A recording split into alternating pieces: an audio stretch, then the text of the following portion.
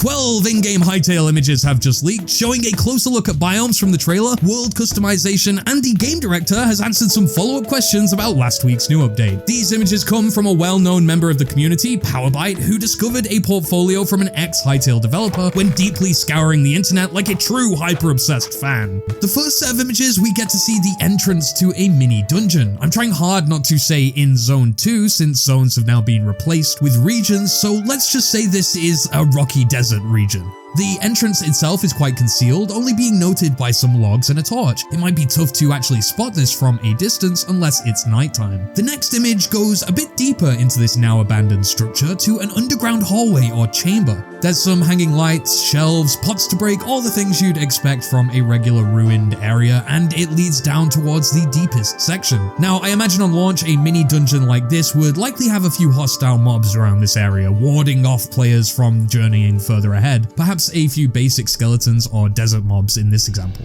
Whether there's more between here and the next room is not known, but this image showcases the main prize of the dungeon. We see some lava creating a very hot red glow, and the rest of the room is lit by fires. It appears as if this player would need to get across the gap, unable to jump, their only option seemingly to build a bridge. Now, whether a player could just build a bridge here with blocks, or if these dungeons have special rules that stop you placing blocks, remains to be seen. But this device over here definitely looks useful. This is actually one of our first looks at potential automation. See where the levers are on the sides? Whatever this device is, whether it needs to be powered or triggered, it clearly connects to some kind of bridge that expands out to get across. I have no idea what to make of this diamond shape, but let me know what you guys are thinking in the comments. The treasure itself appears to be a stack of gold or some kind of material or glowing gem. The images aren't great quality, I'm not gonna lie, although it's very likely just a placeholder asset either way. Speaking of, it's important to remind you guys that although these images look quite cool, they are noted to be not indicative of the final product. Apparently, going off the portfolio, these were made to learn and practice a specific tool, which must have been what this ex-team member was working on before they left the team. They state that this mini dungeon was made with a procedural logic system to appear as if it is seemingly random. This is kind of like having 100 different possible sections of a dungeon, and each time one spawns in the world, it takes like 3 or 4 of those possible sections and pieces them together in a way that actually makes sense. So in this example, the mini dungeon seems to be focused around the theme of a mine shaft or an abandoned mine, and these images show how they generate underground. They clearly show a number of different ores, even a deeper level below the initial caves, this one way further down seeming more filled with lava and darker rock. In both images, we can clearly see the early attempts at cave generation, which I think is pretty cool, with sprawling wide passages as well as large drops down from the surface, which would definitely kill you if not put you in a very difficult situation very quickly. And over the course of Hytale's development, we've seen quite a few images showcasing these types of dungeons and underground mines, chambers, and areas which players will ultimately experience on launch. They seem like a very important part of the world throughout our whole journey, as we have examples of both small and incredibly huge dungeon types. It gives me the sense that we could walk by these things right at the start of the game and discover just how powerful we'll need to be to come back and later beat it. This kind of game design technique is actually called the Dragon at the Gate, or think of the Lionel near the plateau in Breath of the Wild, or the Hellkite Drake on the bridge in Dark Souls. These bigger dungeons and bosses that are unique to your world will end up getting a reputation as you play. You'll constantly be referring back to them for power scaling, that forbidden place that you need to get stronger to beat. Hopefully even, these will add more character and a feeling of story to your world. Next, we see some examples of Hytale's world gen, as well as the ability to customize that generation and even create new biomes with the game's tools. So we have a river biome first of all, which may or may not be part of adventure mode or just a custom made area with world painting tools. It could be a setting that makes rivers really abundant and meandering. The ex-team member calls the next area an arid zone, so we get this top-down view that shows the dispersal and spread of different block patches and the terrain in general across this biome. These are often generated from noise maps, with each biome having its own unique makeup of how it generates. We see examples of the team members practicing with decorations, using example assets, in this case the trees and maybe even some of the rocks. Then we get a wide shot that shows even more trees that the user has apparently manually placed down according to the label to decorate the biome. There's really not much to see here, but it is cool to just look at all these images and get the sense of this early Hytale.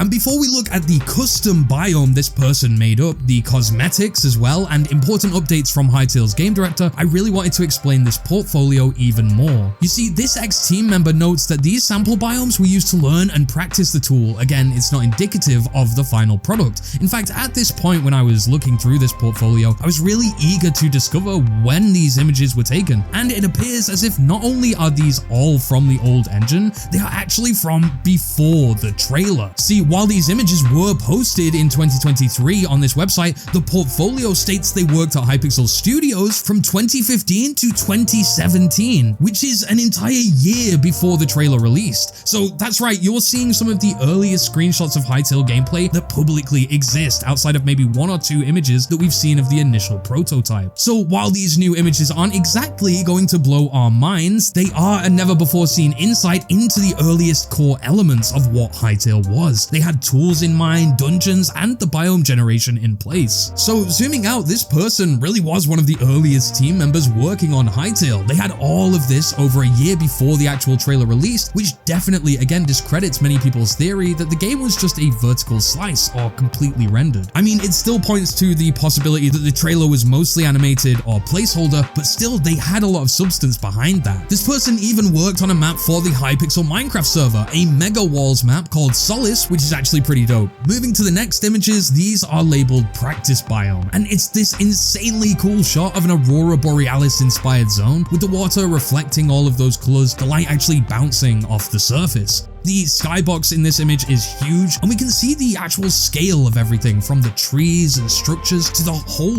world generation in general. Everything just feels massive. And when they say practice biome, again, the label suggests that everything in this image is procedurally generated based on some kind of customizable blueprint that this specific team member has made. You can see in the next screenshot that the glow is now emanating from light sources on the ground, for example. So maybe this is suggesting the method that this user has used to create the lighting effects in their biome. We then get the officially titled Azure biome with its blues and purples, also featured in the trailer originally, along with 4 cosmetic items and 3 plant variations, which are all fairly self-explanatory. I imagine like all the team members probably get to mess around with these customization tools, building their own character and creating their own different clothing items and accessories and stuff. Working there has got to be fun, especially considering they've had access to the game for as long as it takes to raise a child. Moving from the literal oldest stage of Hytale to now the newest stage, last video we covered the Spring 2025 blog post, which showed new footage, renders, and animations for new Kweebecs and the team's steady progress on the engine this year. John, the game director for Hytale, has now followed up on a number of things on X, and I'm gonna go over them really quickly. Some people were confused, of course, because a few months back John made a comment on Reddit about how they were removing Zone 4 and up, so that's Zone 4, 5, and 6, from their launch plans as they were just too big and would be equal to their own games. So because of this, a user asked, does your previous statement about Zone 4 still stand regarding development priority? You know, considering they mentioned all this stuff about regions, and John replied, correct. Zone 4 content would certainly delay the game at this point as it is huge. It's good to see that he's doubling down on that. I was scared that the whole, oh, it equates to a full game thing was just a throwaway comment, but no, John is really serious about that. It was a lot apparently. In reference to the zones being changed to regions, someone wanted to clear up that zones still technically exist, right? They're just further split up into subzones now, like a middle tier being added to a hierarchy. We've got zones which now break down into regions, which break down into biomes. In that case, the removal aspect of zones seems to be more like a technicality that doesn't really affect lore. And John says, yeah, that's correct. 4 years ago, you couldn't walk up a grassy hill and find yourself on a snowy peak within the game. This is all because the zones were just so separated. He says he sometimes actually forgets what the team have and haven't shared at this point, but internally they kept calling the collection of similar biomes zones well past the change to them being called regions, which I'm not gonna lie, I can assume we're all going to do this as well for quite a while. I mean, I'll probably still be calling the areas zones like right up until launch, maybe even while I'm playing the game. One user noticed that the large Kweebec tree singer in this new post had a much more simplified hand model compared to the one that we were shown last year, possibly hinting at a downgrade maybe? And John replied to clarify, luckily, thank God the Kweebecs aren't getting downgraded. He stated, the material we share is often from various stages of a long design process. The little animation loop that we showed was just from a motion study that compares the walk cycles across the different stages. There are many small changes, of course, that will continue to take place during playtesting and optimization, so I guess there is still hope for more detailed hands on our wood.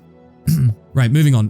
One user said they noticed the world gen is actually quite weird in some parts of the new video that they showed of the player flying, and asked whether that is normal. John explains it's likely a cliff or that someone in the team was just in the middle of messing with the world gen itself. He said it's probably a good point to call out that this was not a showcase or a demo world, just a test for the flying animation. John also reconfirmed the different mobs he has tattooed on his leg, which are Gaia, Varen, a Ferren, a Kweebec, a Trork, an Outlander, Elementals, and Void Spawn, plus a few dragons, of course, because of course, like that wasn't enough. Just to put that into perspective, that's over 8 characters from the game permanently on his leg, and you guys think I'm the dedicated one for making these update videos? All I'm saying is that gives me hecka confidence in this game if John Hendricks, who is an incredibly established veteran in the gaming industry, values Hytale that much. Also, completely out of nowhere, it seems that over the past month, all of the remaining jobs on the team's website have been filled up except for one. The only remaining job is a technical lead, but the requirements are crazy, needing at least 12 years or more of experience in the industry, and that's just the first requirement. Whoever they're looking for here is a very specific type, likely a well-known industry veteran, and who knows how often they show up. 2025 is kicking off as quite the year for Hytale, and there's a lot more than we expected in store. To get a better idea of the newest blog post from Hytale, check this video on the screen. Subscribe to hear about everything Hytale, of course. Thanks as always for watching. Stay safe and keep free.